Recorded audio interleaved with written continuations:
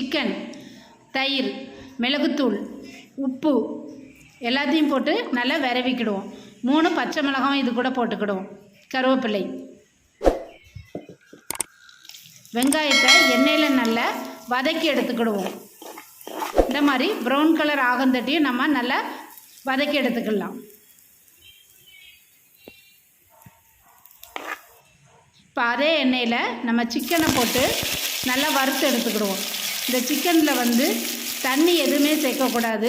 நீங்கள் ஸ்டவ்வில் செய்கிறதா இருந்தால் மீடியம் ஃப்ளேமில் வச்சு செஞ்சுக்கோங்க. விறகடுப்பில் செய்கிறதா இருந்தால் மேக்ஸிமம் அந்த தணல்லே நல்லா பிரட்டி எடுத்துக்கோங்க. தீ எதுவும் அதிகமாக போட்டுறாதீங்க.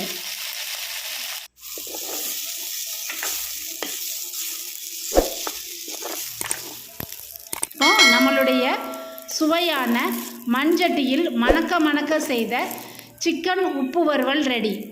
நீங்களும் இந்த மாதிரி ட்ரை பண்ணி பாருங்கள். இதுக்கு மேலே பொரிச்ச வெங்காயத்தை மேலே போட்டுக்கிடுவோம். கொத்தமல்லி இலை,